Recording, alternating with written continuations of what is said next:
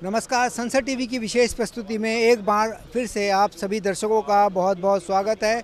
मैं हूं सुरेंद्र कुमार। अभी हमारे साथ राजस्थान के बांसवाड़ा से सांसद हैं राजकुमार रौत जी। राजकुमार जी, संसद टीवी पर आपका बहुत बहुत स्वागत है। मेरा पहला सवाल, एक साल का कार्यकाल कैसे आप इसे देखते हैं?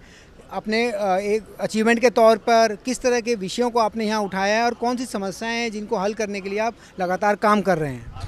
पहले तो संसद टीवी के माध्यम से मेरे संसदीय क्षेत्र की जनता को मैं धन्यवाद देना चाहता हूं कि जिन्होंने मुझे लोकतांत्रिक तरीके से शानदार बहुमत देख के जिता के मुझे सदन में भेजा। और मेरा शुरुआती जो एक साल का कार्यकाल रहा, मुझे काफ़ी कुछ चीज़ें सीखने को मिली और मैं चाहता हूं कि और मैं बेहतर तरीके से सीख के पार्लियामेंट के अंदर बेहतर परफॉर्मेंस करूं। मेरे एक साल के अंदर अगर संसदीय क्षेत्र के अंदर विकास की अगर बात करें तो मेरा जो सांसद निधि जो होती है, मैंने इससे प्रयास किया है कि शिक्षा के क्षेत्र में काम किया जाए। मैंने अधिकतर लाइब्रेरी यहाँ स्कूल हैं, खेल मैदान हैं, इस पर फोकस किया गया है क्योंकि आदिवासी बाहुल्य क्षेत्र है मेरा। और आदिवासी समुदाय के क्षेत्र के अंदर अगर बात करें तो सबसे पिछड़ा अगर कहे राजस्थान का तो वही इलाका है हमारा। और शिक्षा ही एक ऐसा साधन है जिसके माध्यम से हम आगे बढ़ सकते हैं। तो मेरा पहला फोकस रहा है कि शिक्षा के क्षेत्र में काम करें। और संसद की बात करें तो संसद की जो नियमावली है या प्रणाली है उसके अंदर हमने पार्टिसिपेट किया। मैंने हमेशा प्रयास किया कि 0 ओवर लगे, 377 लगे। और क्वेश्चन ओवर के माध्यम से मैंने पूरे देश के मतलब संसदीय क्षेत्र बांसवाड़ा के साथ साथ पूरे देश के आदिवासी बाहुल्य क्षेत्र और दलित पिछड़ों की आवाज़ बन के काम किया है। मैं विशेषकर प्रयास किया है कि जो ट्राइबलों की मूलभूत समस्या है, इन समस्याओं को सदन तक कोई नहीं लेके आ पाता है। राष्ट्रीय पार्टी की बात करें या दूसरी पार्टी की बात करें, वो नहीं उठा पाते।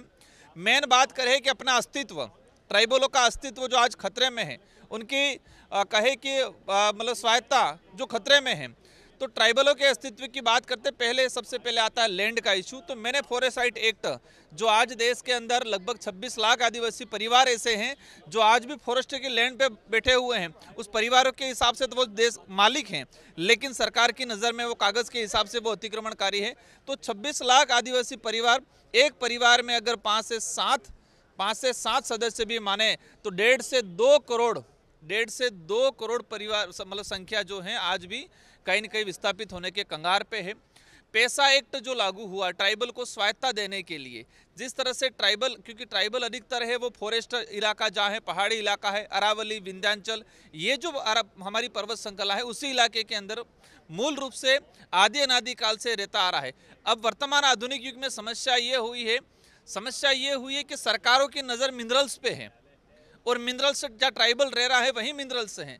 तो सरकार कहे कि ट्राइबलों को विस्थापित करके जो मिनरल्स निकालने का प्रयास कर रही है और जिसका विकास का नाम दे रही है, तो मेरा प्रयास रहा है कि पैसा एक्ट धरातल पे लागू हो, ट्राइबल स्वायत्ता बरकरार रहे, ताकि कोई भी लैंड एक्वायर्ड हो रही है तो उनसे अनुमति ली जाए, उनका जो प्रोसेस है उनको एक कहे कि वाजिब मुआवजा मिलना चाहिए, उनको लैंड मिलना चाहिए दूसरी जगह।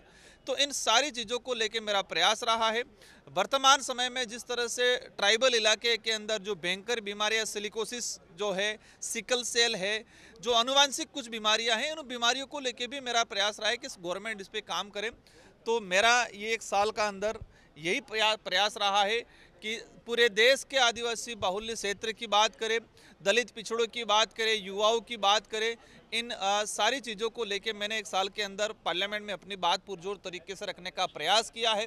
और मैं जनता को आश्वस्त दिलाना चाहूँगा कि अवश्य इन आने वाले जो 4 साल है उनके अंदर एक संसदीय क्षेत्र ही, साथ ही पूरे देश के आदिवासी दलित पिछड़ों की आवाज़ बनने का काम करेंगे और जो मेजर समस्या है उन समस्याओं को उठाने का प्रयास रहेगा।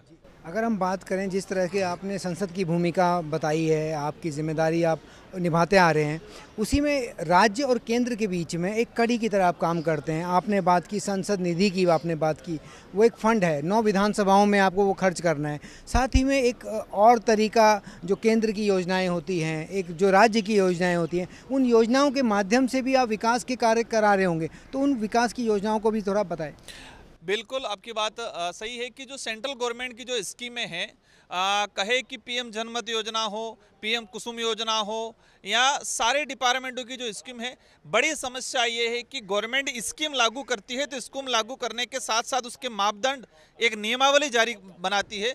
तो सबसे बड़ी दिक्कत ये आ रही है कि ट्राइबल इलाके के लिए विशेष छूट का प्रावधान होना चाहिए हर स्कीम में। कोई स्कीम लागू की है, जैसे कि पीएम कुसुम योजना, अब पूरे देश के लिए समान नियमावली बनी हुई है। अब ट्राइबल इलाके के अंदर वो चीज़ हो नहीं पाएगा।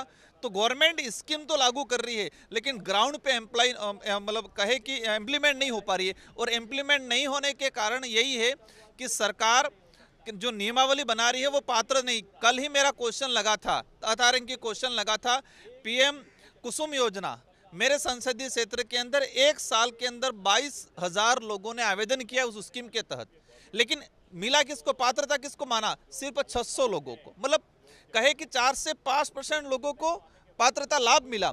22 लाख लोग इतने दिन परेशान हुए होंगे, कागज तैयार किए होंगे, कहे कि उन्होंने इधर इधर कार्यालय में घूमे होंगे। तो 22,000 लोगों ने आवेदन किया और मिला 600 लोगों को। तो जिस तरह से गवर्नमेंट की जो स्कीमें हैं उसके लिए ट्राइबल इलाके के अंदर एक छूट, एक शिथिलता देने के जो मेरा प्रयास है कि सरकार से डिमांड कर रहा हूं कि ट्राइबल इलाके में हर स्कीम के अंदर शिथिलता दे, तभी ये सेंट्रल और राज्य की सरकार स्कीमें ग्राउंड पे जाएगी। और मेरा प्रयास रहेगा कि सरकार को इस बात को पुरजोर तरीके से समझाएंगे, सदन में रखेंगे, और मुझे उम्मीद है कि इस पे सरकार काम करेगी। संसद टीवी से बात करने के लिए आपका बहुत बहुत धन्यवाद जी। तो ये थे बांसवाड़ा से सांसद राजकुमार राउत जी, जिन्होंने बताया किस तरह से अपने ये क्षेत्र के लिए विकास के कामों को कर रहे हैं और केंद्र और राज्य के बीच में एक कड़ी का काम कर रहे हैं। संसद टीवी के लिए सुरेंद्र कुमार।